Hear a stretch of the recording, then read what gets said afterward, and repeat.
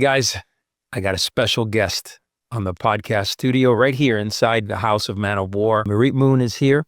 And I got to tell you, we've had a great conversation, powerful conversation already. And this is something that we haven't done often. We haven't had too many ladies on board. And this is actually a first that we're bringing her on to interview me here. So I am excited about it. And let's rock and roll. Marit, welcome. Thank you so much, Rafa, for the nicest introduction anyone has ever given me on a podcast. And I'm such a huge fan. I'm a follower of yours. I watch the videos like a lot of people. And I'm a huge fan of men being men educating men and inspiring men to be who they're supposed to be in life, not what a lot of society has become today. Why is it that it's so important for you to teach men how to be men? Wow. That's a great question. And I could answer it very briefly and say, I believe that I'm doing God's work. And I believe with everything inside of me that every morning that I wake up, I have this urge and this fire inside of me that I just want to go out there and help men be the best versions of themselves.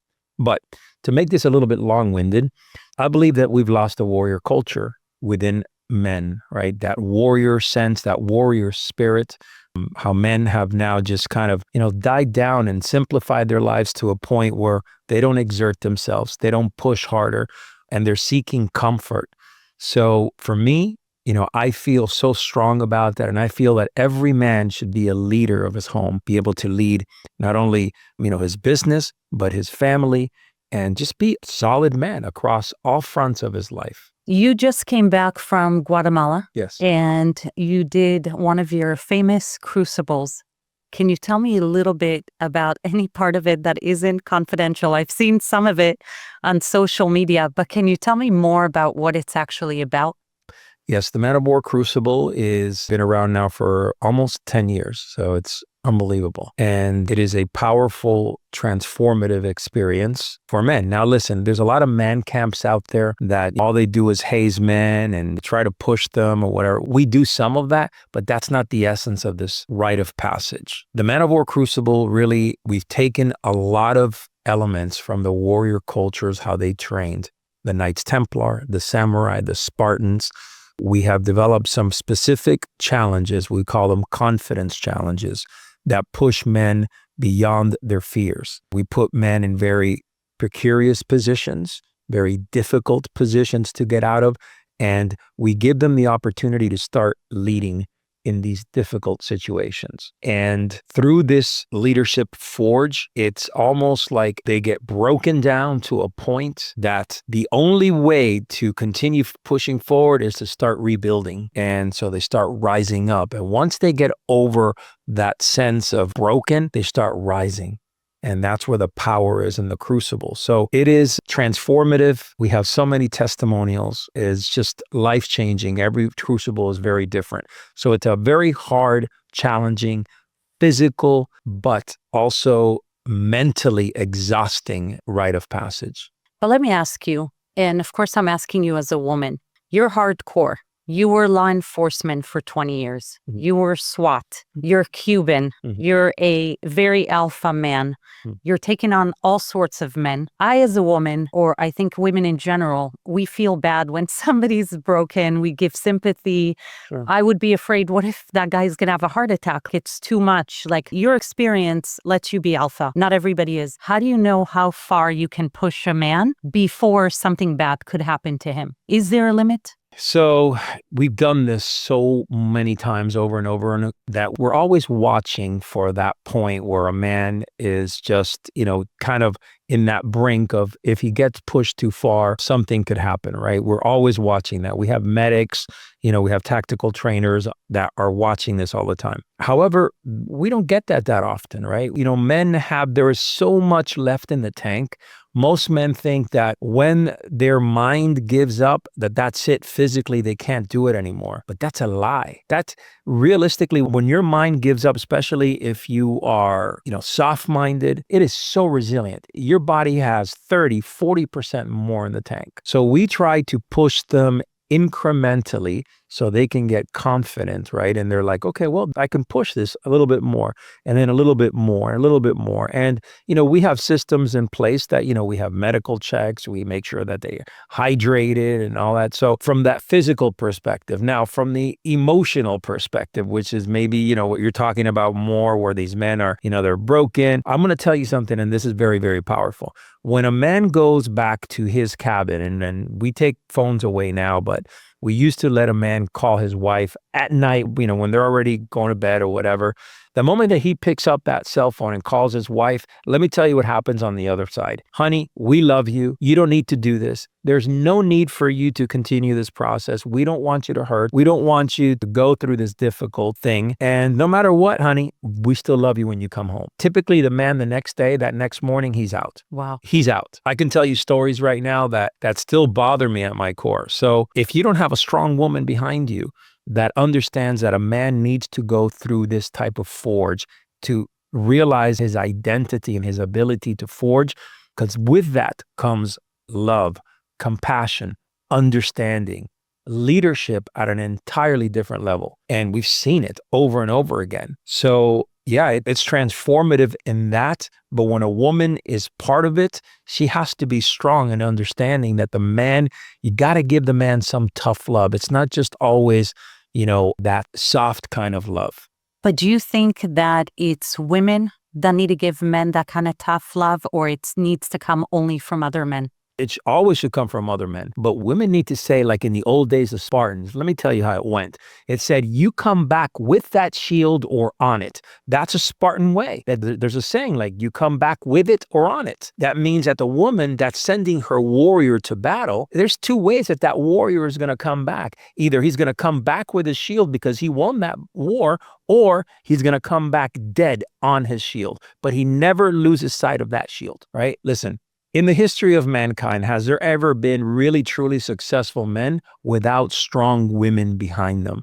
So yes, I believe women need to give men strong love. Now, on the flip side, there is such thing as compassion and love, and men, they need that. Yes. They need that softness in their life, without a doubt. They're, taming the bear, right? Calming down. When I go home to my wife, she brings me down, like in the sense of calm down. I feel peace with her, right?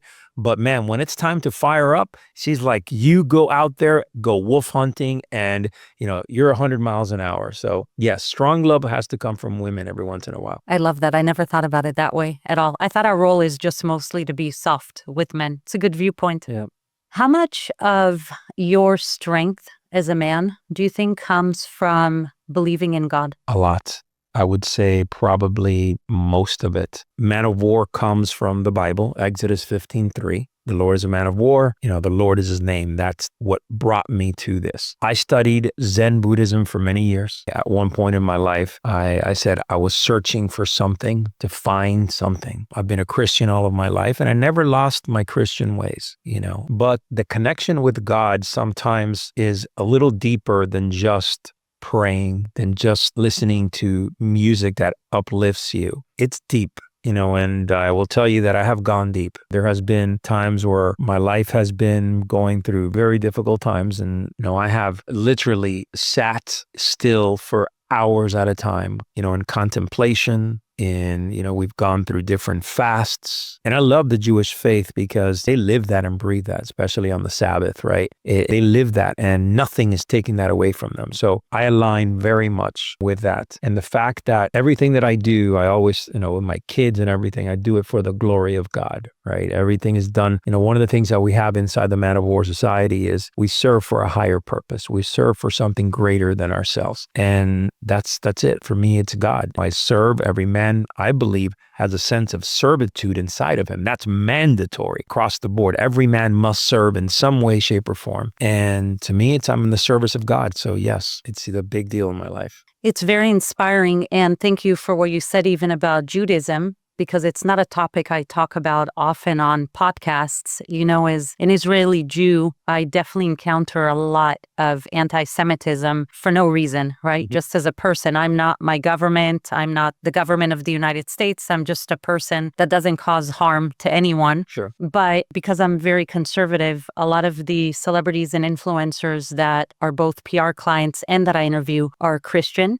and very conservative. And to me, it doesn't really matter. I have Muslim friends and I'm a Jew. I respect the religious beliefs of others, and I have more faith in a man that believes in God, whatever their God is, than I do with someone who just believes we're mere mortals and are not spiritual beings. Oh, I agree. I agree that I believe you must serve a higher purpose. There has to be a belief in you that there is something bigger than you. So to me, that connection is absolutely 100%. And every religion or every belief system is not perfect. None of them are, right?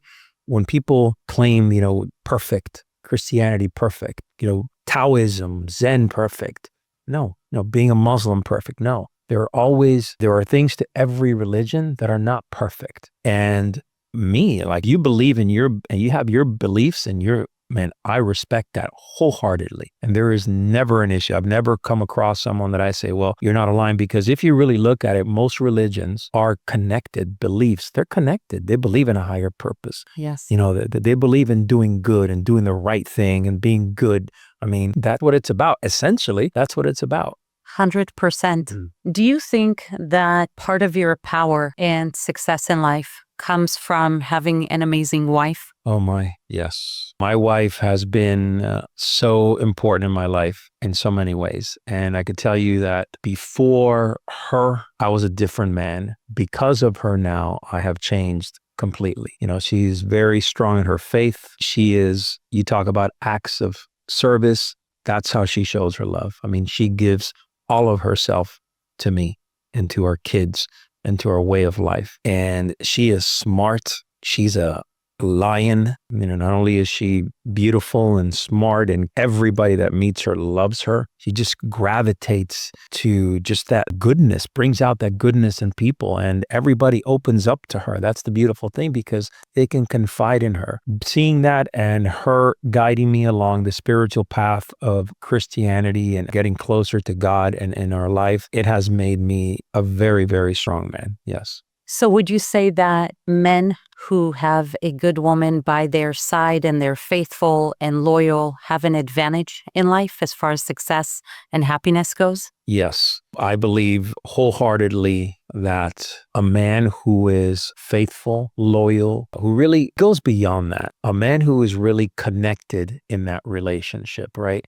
We talk about, and I'm going to go here for a minute, we talk a lot about 50-50 in relationships. I don't agree with that at all. I think that there is feminine energy and that there's masculine energy. You cannot balance those out equally, 50-50. It's impossible. You cannot do that. One will clash with the other. For me, it is more about each person doing their part in the relationship and serving each other. Men serve in a different way than women. And you're not going to change that. Unfortunately, what's happening now in our society is that they're trying to change that. The world is trying to change a man and put him in places where he shouldn't be. A man is a provider, a protector, a leader, an alpha male, and the woman is a cultivator, someone that can cultivate peace and bring harmony. And she has to be the strong point behind a man. And a man can go for guidance to his woman, and she's going to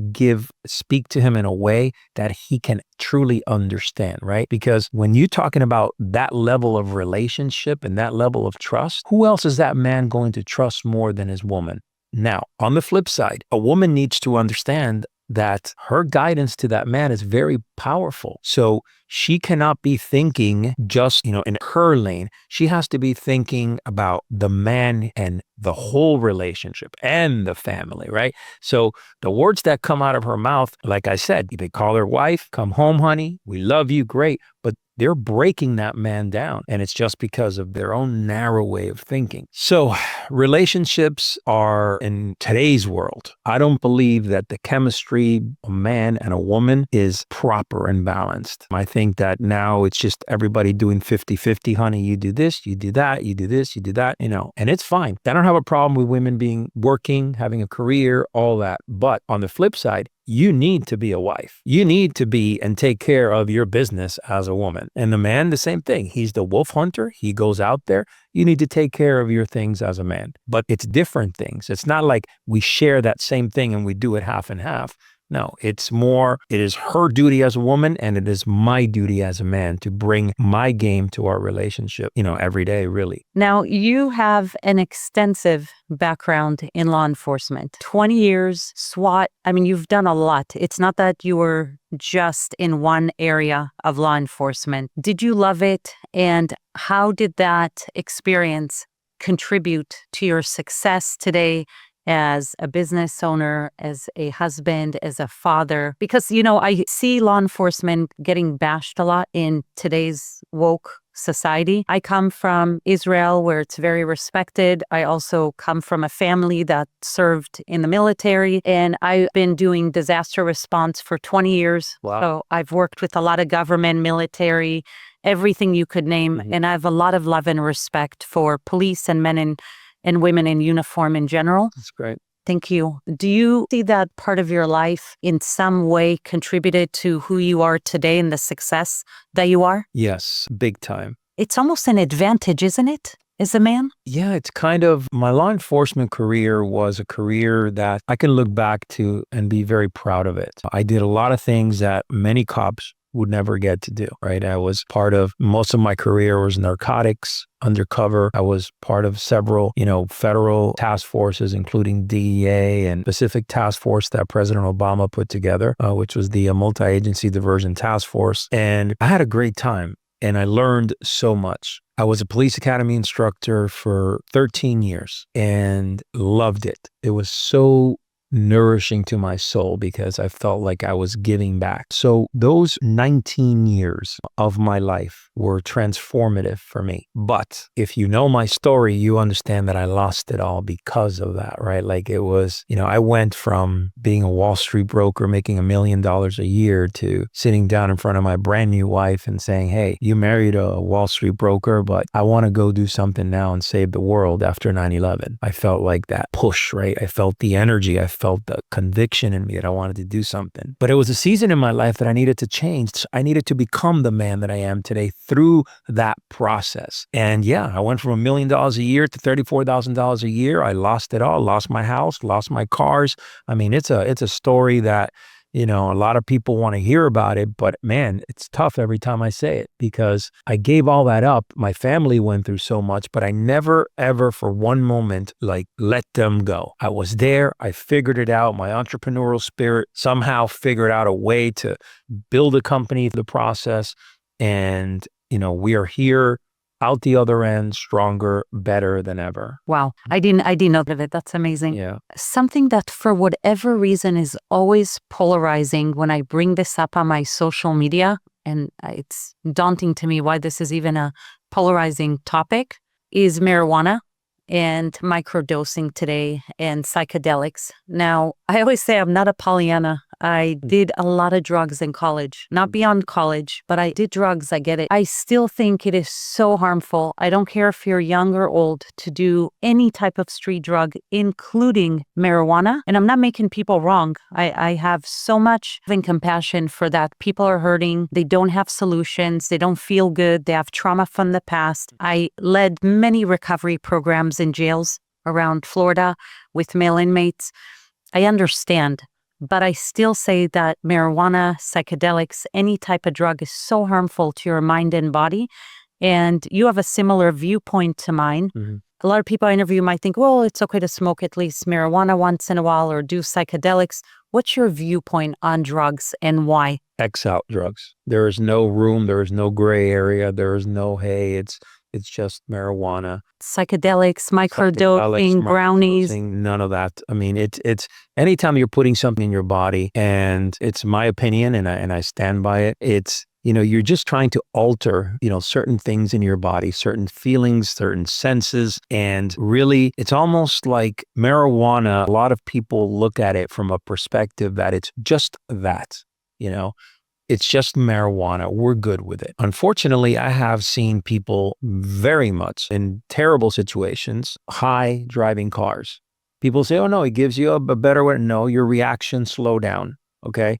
I lived in the world of that. I was in narcotics for most of my career. I saw that marijuana was a gateway drug into all sorts of other drugs, especially when you were younger. When you're younger, you smoke this. Well, let me try that. Let me still, and I just don't agree with it at all. I think that when you are reliant on something to make you feel good, no, let me put it this way. I'm even against people waking up in the morning, running to their cup of coffee to get their fix of coffee.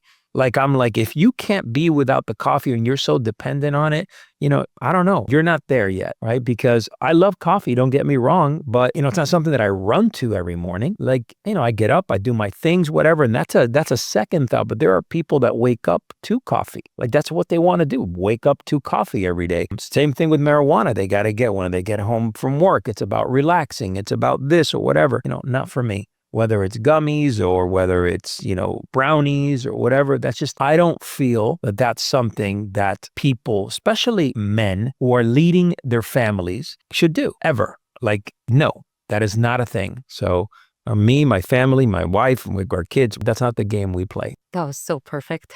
Although I know your life was not easy, and you've made a lot go right to help mankind, your family, and be an example for men and God and religion. But are there any regrets? So in my life, there's things that I look back on and say I could have done better. I shouldn't have done it that way. Things like, being a Wall Street broker for so many years, for a good portion of my life, living in the 90s and, letting the money get to me. I went down a road where I let money get to me, right? And you just go from zero to, making millions. And you're like, wow, at a very young age in my 20s, so early 20s. And I'm thinking, what do I do with this? So I made some bad decisions throughout, even though it was the best decision that I've ever made, going from, a broker, a stockbroker, to a police officer and taking that crazy pay cut. There are parts of it that still hurt me, when it comes to losing my home, my wife with my kids,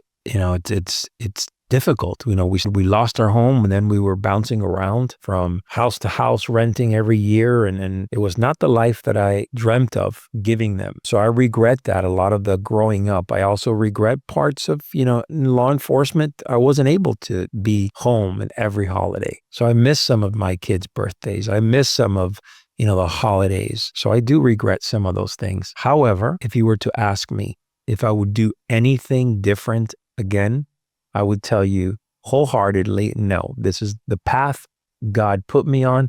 And I believe that I am here today because I went through all that and I learned through all that. Do you think that watching porn is harming men today? I think porn it's beyond just bad, it's just a weak sense, right? I believe every man that's out there that's constantly chasing porn and trying to get, the dopamine fix of going through their phone and scanning. I just think there's weakness in there, right? There's for the life of me, I can't see men wasting time watching porn and just, lusting after women. It's to the point where a common thing now. It's just a normal, everyday thing. It's just, and you're talking about violations of every boundary from marriages across the board. I mean, people who have been married and young kids coming up, right? I mean, it's just a normal thing. However, let me say something about this, so we have become such for lack of a word, I want to use the word sedated, but also just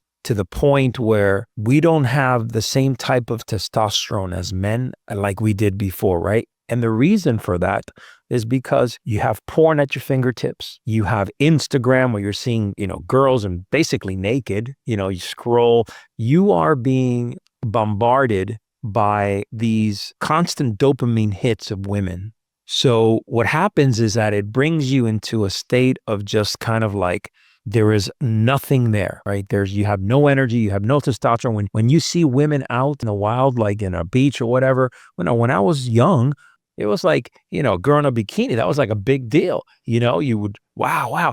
But nowadays, it's just people walk around dead because they have so much overstimulation through porn and through that. It's just it's not real. It's not real life. So chemistry, relationships, true connections are way less today than they were back 30 years ago.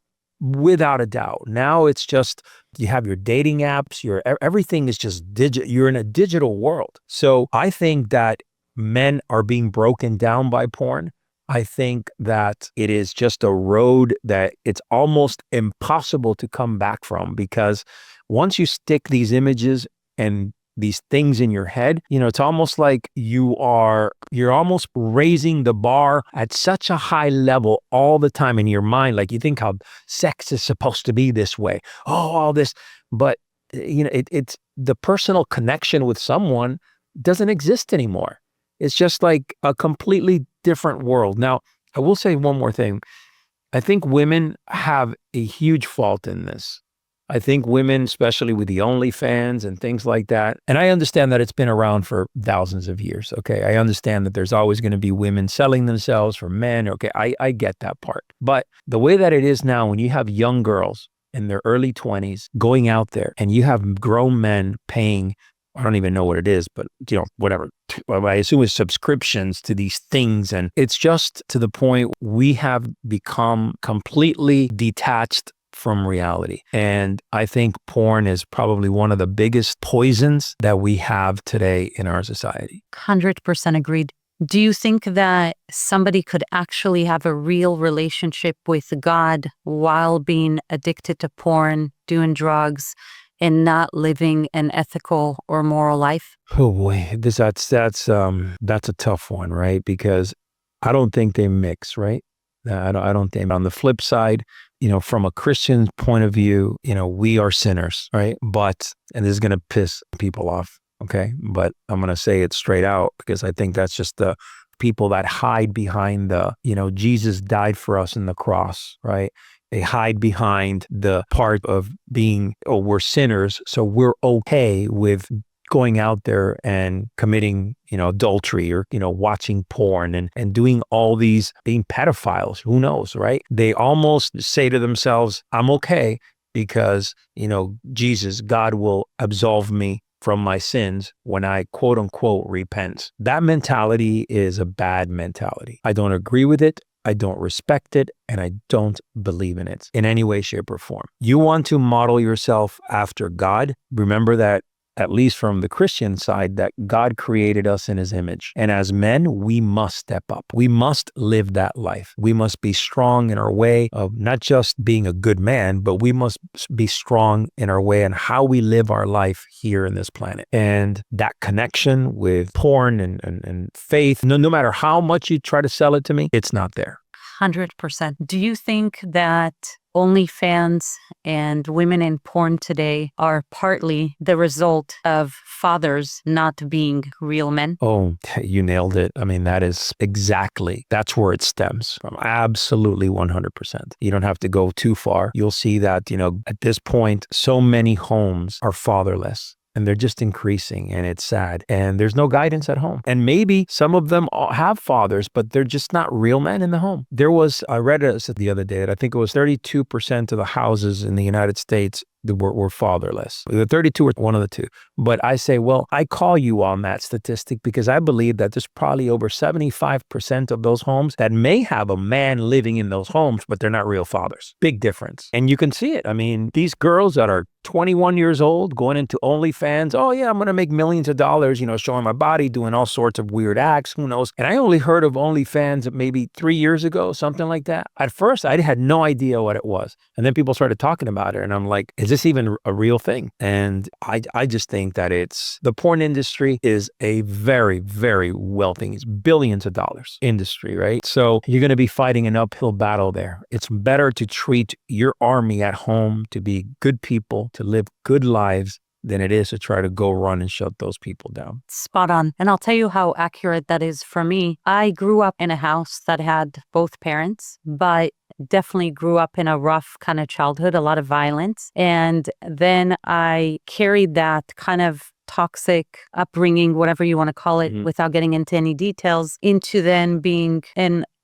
young woman in my early 20s being married to a very bad dude, a white-collar criminal, cocaine addict, and had 2 kids with him. Mm-hmm. And so now here I am in my early 20s, stuck in the pattern all over again with someone who beats you up and dislocates your shoulders. And, even while I was pregnant. And I'll tell you, I've seen the detriment of not having good men in my life. And I don't blame anybody. I was a single mom my whole life. My kids are adults now. I raised them on my own. I don't blame anybody for my past. But I can tell you that as much as I tried raising 2 girls, and I had a corporate America job in LA, and I made $250 a year. Even as a single mom, I worked my butt off, and I put them in private school, and I took them on vacations. I really tried to be mom and dad, and I still feel like I failed miserably because there was no dad. There's only so much where as a woman you can be a woman when there's no man around. And girls, I had girls, but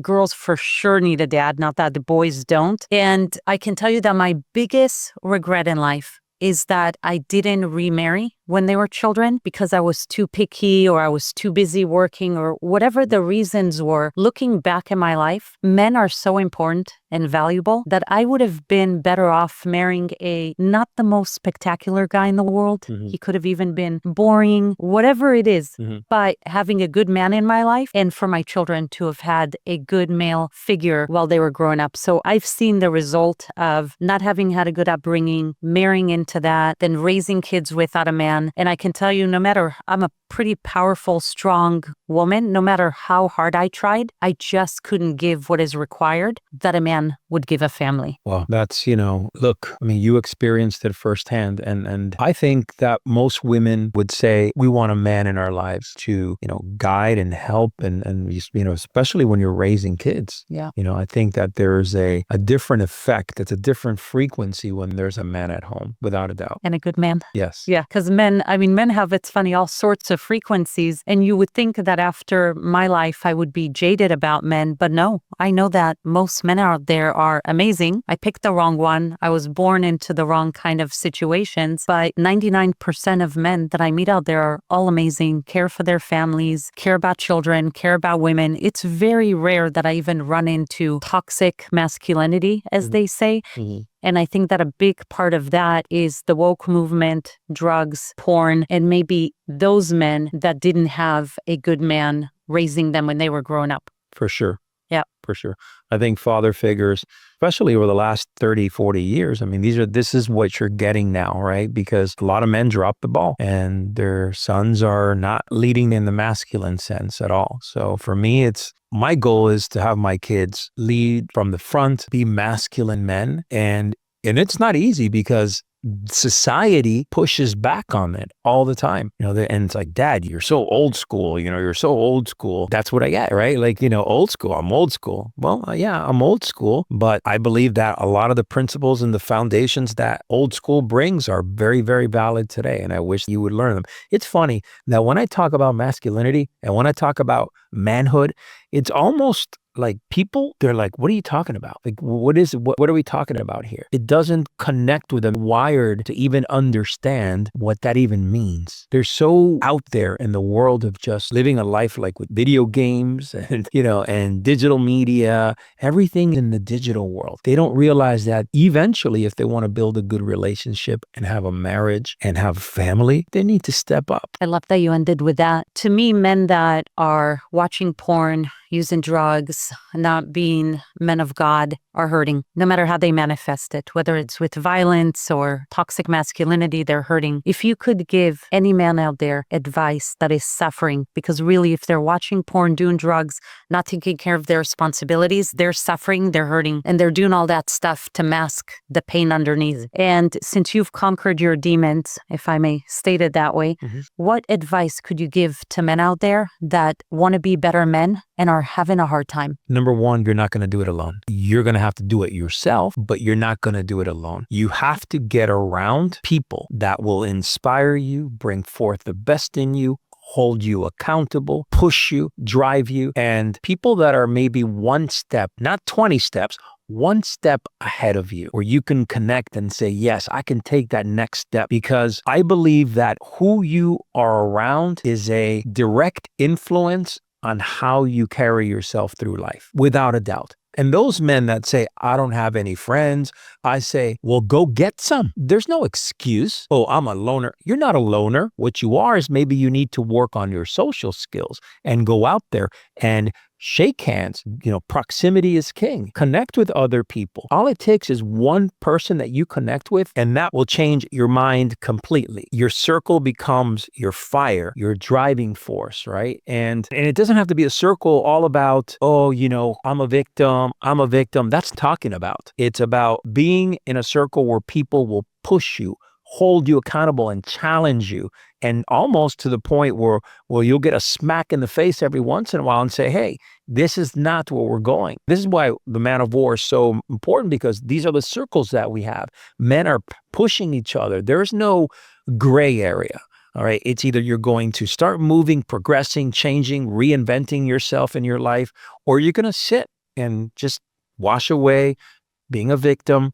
We have men in the brotherhood who have had, like you just stated, maybe, they've gone through situations in relationships, they've been soft, they've done drugs, and, they've come to a connect.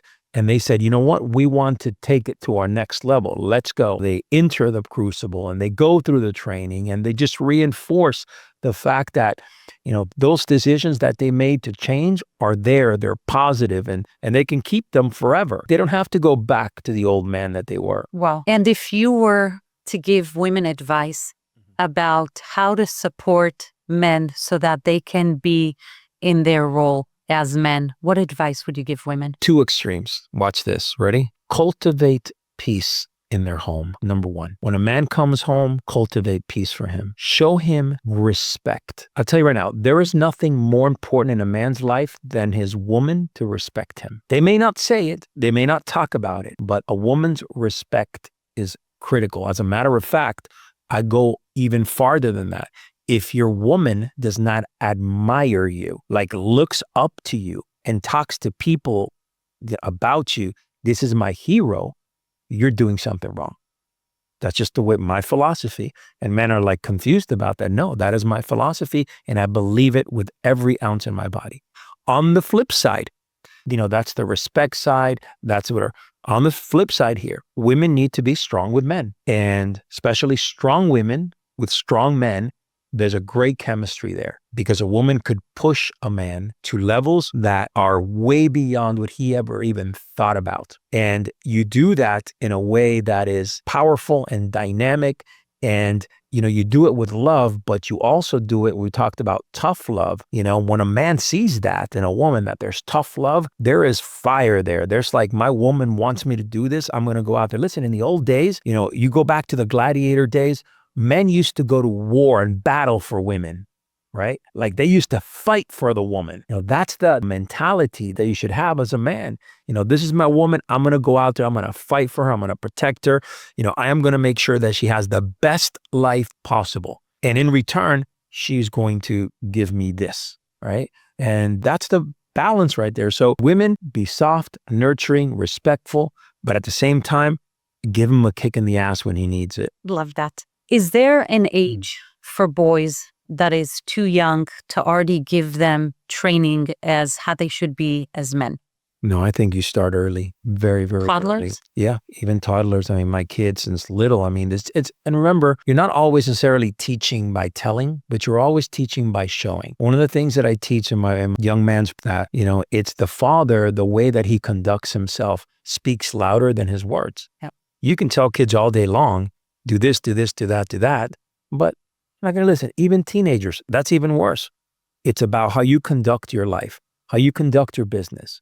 If you say that you're going to be, on time, you show the kids that we're going to be there early. The way you dress, how you carry yourself, how you treat your wife, how you treat people around you, how you talk about people around you, how you, the connections. If you're at a dinner table and you're just ticked off and talking bad about everybody in your family or work, your kids there's going to be a easy connect there saying that father just doesn't like people. That's a normal thing. So you're teaching them from how you speak and how you carry yourself and exactly exhibiting your actions throughout your day. That's how they're learning. So even toddlers, could learn, right, by watching. I believe it 100%. So, and I could say because I lived in that world and I saw families in the lower socioeconomic class, and I saw how some of these moms didn't care about their children and how they did things, that you would look at and you'd be like, wow, like, cannot believe that these women are actually doing this. They would have phones and shaking their butts and doing things, and their, 1-year-old kid is watching that. No. My daughter's 13. My wife is extremely classy. She shows her how to be a lady by carrying herself as such and making sure that there are boundaries, and that's right there. And as a father, me with my kids the same way. It's about action. As a matter of fact, 2 of my kids work with me here, and that's a big deal because nobody's kids works with their fathers. But I think that I did something okay when they're here and honored and proud of them. That's awesome. Who can join the Crucible? I know that you've already had, is it 50 some of them? You've had we have 30. We've been around for 9.5 years. We are going into group 38. 38. So and who can join? Can anybody just go online and join it whether it's in Guatemala or here, wherever you're holding them? No, we don't just take anybody. We are very selective on the person that we take. It's a very exclusive, connection. We want to make sure that everybody gets interviewed. We want to make sure that the man is an honorable man, that he is doing this for the right reasons. We are not looking for broken men. We want men who have decided to step up, or maybe who have become the fat, lazy lions on top of the mountain that have great success, have driven their lives, but now they're complacent, right? So those are the kind of men that come through here.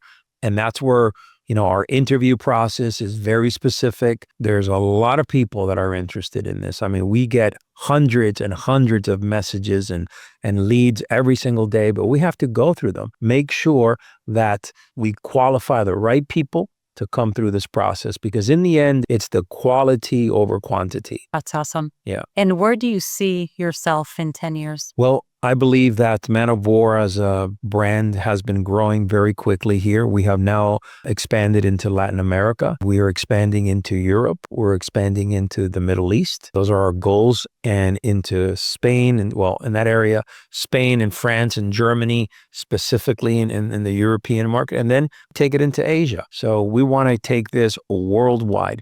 We want our Man of War society to be worldwide with brothers all over the world. And that is my dream. And I think that over the next less than 10 years, I think over the next 7 to 8 years, 5 years for sure, we'll be into Europe and into the Middle East. Wow. And then maybe 7 to 8 years will be into Asia. That's awesome. Very inspiring. Yeah. My Spanish is not awesome, but your heritage is Cuban. Mm-hmm. And I'm sure that a lot of Latins follow you, Latin men. Yes. Any message, even in Spanish, to Latin men who are manly men and usually provide for their families and work very, very hard? Any message from you who've become a success to Latin men? Specifically Latin men, they are such good-hearted men, such family-driven men, and I love connecting with them because the foundation of family is there, like it's there. So one thing I will say to Latin men is sometimes they get caught in a bubble. And in that bubble is the vacations, the, Friday, Saturday, and Sunday. They want to go to church with their families, want to spend time with them. That's all great and dandy, but sometimes those bubbles get really, really big, right? They're spending a lot of time in that comfort zone. And I'll be completely honest, a lot of Latin American men have really fired back at me and say, no, we don't. Yes, they do. I've traveled Latin America for over 25 years. And what happens is, there's a certain comfort zone there. So what I tell all Latin American men is get out of your comfort zone. It's okay. Like from time to time, you may have to work 2-3 weeks in a row. If you want to climb that mountain of success and you want to execute at a higher level, you need to be disciplined, on time, sharp, be ready to go, be battle ready. They call it the Latin time, get there 30 minutes late for everything, right? No, we need to be disciplined men. So discipline yourself where you can bust that bubble, go out there, get yourself uncomfortable in your life, and it's okay. Get to places that are going to make you feel a little bit uncomfortable and push beyond them. And then from there, we carry ourselves by making sure that we instill discipline in our life. Get to family events, business meetings, whatever it may be. Get there early. Discipline yourself. And of course, one last thing, and this goes for a lot of Latin American men, and you know this, wake up before the sun comes out. Beat the sun. Love that. Any final words from you? No, I want to say thank you for being here. This is very great. I mean, you brought out a very interesting side of me where sometimes I don't get to say it, so I appreciate that. I think for me, it's all about doing God's work. And if I can change one life, a day or, 2 lives a day, that's great. I'm down with that. The most important thing for me in the end is that there has to be a connection across the board. And that connection happens through dissemination of messages, any type of communication, going to events, being part of coaching or being part of different programs or, just the fact that we can connect and get the word out. That is to me the most important way, whatever vehicle we use. But I believe that every man out there has the 100%, the ability to level up their lives and just be stronger men, stronger fathers, husbands, leaders. And that's what we're talking about here, being a man of war. I love this. And I sincerely want to thank you as a woman from the group of women that you may not even know how you contribute to their lives. Because by you inspiring men to be men, by leading an example, by being a good husband, by being a good father, by being a good religious man, people like me that maybe had women like me that had a rough life, have all these new, fresh men out there that have more of a correct male perspective. Yes. And I have children and they have children. And I don't believe there's such thing as being old-fashioned. A man is a man. That will never change. Such thing as old-fashioned. When that becomes old-fashioned, I think it would be the end of our society. Very well said. Agree 100%. Thank you so much for your time. God bless you. Thank you very much for being here. Thank you. God bless you too.